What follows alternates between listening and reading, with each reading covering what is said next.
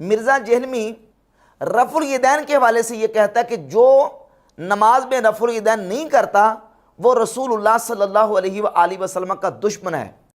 हम तो इस जमाने में कहते हैं कि जो शख्स जानबूझ के रफ़ुल यदैन छोड़ता है वो रसूलुल्लाह का दुश्मन है, इस हवाले से कि उस शख्स ने लोगों की शर्म की वजह से सुन्नत तरीके को छोड़ा हुआ है। अल-अयाज़ु बिल्लाह ताला ला हौला वला कुव्वता इल्ला बिल्लाह कि उम्मत की अक्सरियत शुरू नमाज के अलावा बाकी मकाम पे रफ़ुल यदैन नहीं करती।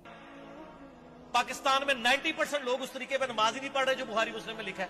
तो मिर्जा के इस फतवे के मुताबिक नऊज़ बिल्लाह इमाम अबू हनीफा भी रसूलुल्लाह के दुश्मन है, इमाम मालिक भी रसूलुल्लाह के दुश्मन है, और जलीलुल कदर आले इल्म ताबईन जिन्होंने नमाज मौला अली से सीखी, जिन्होंने नमाज अब्दुल्ला बिन मसूद से सीखी, और जलीलुल कदर सहाबा इकराम अलैहिम रिदवान अहले इल्म सहाबा नऊज़ बिल्लाह ताला वो भी रसूलुल्लाह सल्लल्लाहु अलैहि वसल्लम के दुश्मन करार पाएंगे।